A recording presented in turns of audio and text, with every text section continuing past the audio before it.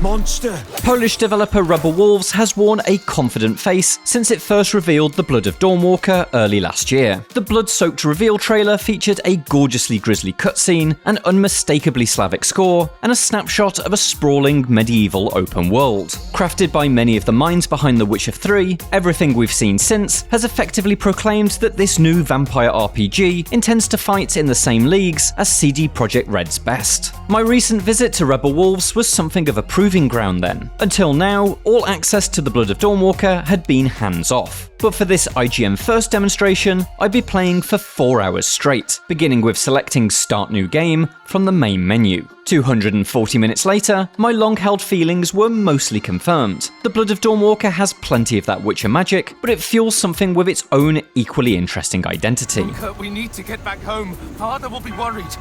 Father's already there. By starting from the game's very beginning, the first 3 hours of this demo covered much of the same ground as my previous hands-off preview. Protagonist Cohen lives a small-town life in the Carpathian Valley of Vale Sangora, an area ruled by vampires who have freed the people from plague and taxes in exchange for a monthly blood tithe. The next is due tonight, and Dawnwalker's approach to time, there's only so much of it, represented by a sort of currency that you spend to push forward quests, means that you can only complete so many objectives before the ominous bloodmass begins. But playing this prologue on my own terms allowed me to explore much more of Cohen's village than I'd seen before, and even rearrange the details of his story. Whatever Rebel Wolves had shown me previously, I did the complete opposite. This began with Gremla, a distraught woman whose cries had been ignored during the hands-off. The Knyaz will go mad with rage! Rage! She'd been sewing a tapestry banner in honour of the vampire's leader, Brentsis, and it was due to be displayed at the evening's bloodmass, but it's been stolen. Thus begins what is effectively a tour of the village, introducing a number of characters who would otherwise have blended into the background as you interrogate suspects, cross-examine their statements, and use a focus vision ability to assess footprints and trails. As a tutorial quest, it's practically on rails, bouncing you from villager to villager as you narrow down the guilty party. But it's a clear demonstration that, like Geralt before him, Cohen will need to play detective from time to time.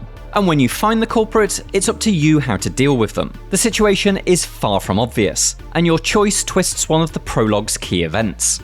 While the Blood of Dawnwalker makes no distinction between main and side quests, the prologue does have one storyline that feels more critical. A quest that tasks me to find medicinal herbs for Cohen's sick mother takes me to the House of Anka, a local witch who appears destined to become one of Dawnwalker's romantic options. While the writing is pretty solid across the whole breadth of this preview demo, the dialogue between Cohen and Anka is the highlight. There's genuine affection between the two of them, delivered without ever dipping into corniness or obnoxious flirtation. As I dig deeper through the quest's dialogue trees, Anka makes multiple references to being an old woman, despite looking no older than 30.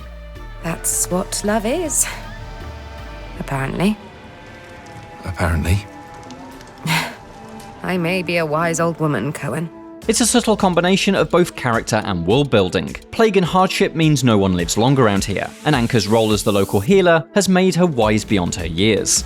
A sudden storm forces the two of us inside, and I'm given the option to spend extra time with Anka by studying her books. I cannot be late for the evening's bloodmass, and so I only have the daylight hours to complete Cohen's chores, a period represented by a HUD element split into 8 segments. Most of the prologue's quests consume one segment, but choosing to extend my stay with Anka will effectively double the cost of this task. I was already fascinated by Dawnwalker's time as a resource system, but it's here where I can really see how it will demand interesting choices from us. Is it worth spending time that could be utilised elsewhere to deepen my relationship with a paramour? For now, I entertain Cohen's awkward infatuation, and even invite Anka to study some salacious literature with me. Perhaps this means I won't have time for a quest that provides a more significant material reward later on in the day, but love never did come without sacrifice. With a pocket full of herbs and a heart full of butterflies, I leave Anka's storm-ravaged hut and head back home to administer the remedy to Cohen's mother. Completing that task has a significant impact on the prologue. It doesn't exactly branch the narrative, but the resulting events in my demo are notably different to what I witnessed in the hands-off. It's all too significant to spoil here, but it seems like Rebel Wolves has found a way to change the story's stakes and Cohen's emotional connection to them without having to totally rewrite the Blood of Dawnwalker's core plot. I suspect some players will perceive this as a bit of narrative trickery that makes no genuine impact. I'll reserve such a judgment until I see how the outcome of this quest ripples through the whole campaign. But for now I feel pretty positive about how the consequences of your actions are handled here.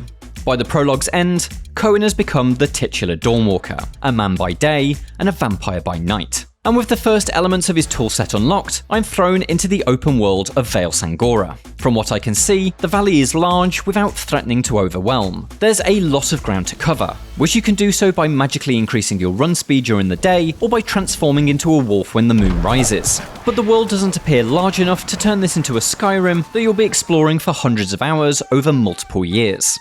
The small section of the map I explored had several activities, but sadly Rebel Wolves didn't provide us with footage of any of them. However, you can read all about what I got up to in the full written preview on IGN.com, which involved fighting this bear and following this luminescent wisp to the scene of a lover's death. Almost all the open world errands involved Dawnwalker's unusual combat system, which is fully directional, akin to games like For Honor and Kingdom Come Deliverance. When an enemy swings their sword from the left, you push the right analog stick to move your blade to meet theirs. When your foe guards low, you hoist your weapon above your head and strike downwards. It's a little tricky to master and demands a lot of concentration. Thankfully, you can effectively break down the system into pieces and graduate through it. By tapping just the block or attack button, Cohen will strike or defend from all angles at the cost of more stamina. You can start there, and when you've become more confident, begin to introduce the directional elements, and later finally start tapping block at the last second to score some very satisfying perfect parries.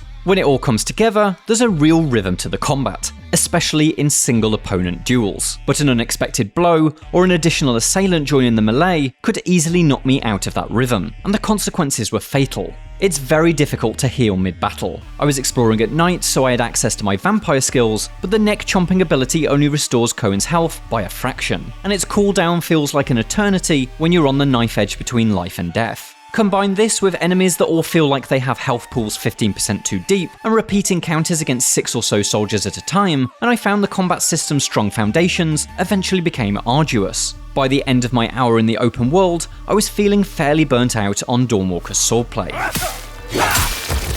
That's not to say I want to avoid combat entirely. The fundamentals of battle are strong, and while the demo's later encounters felt drawn out, there's every chance that new inventory items and skill unlocks may well balance it all out, and further experience with the system may wash those worries away. But even if swordplay remains iffy, well, that was the thorn in the Witcher 3 side, wasn't it? And so it's the quality of the quests, the writing, and that time as a resource structure that interests me the most. And after having experienced it all for myself, I remain confident that the Blood of Dawnwalker is the next RPG worth paying very close attention to. For more from the Blood of Dawnwalker, check out our exclusive gameplay clip and stick with IGN all the way through July for more on Rebel Wolves' upcoming vampire RPG.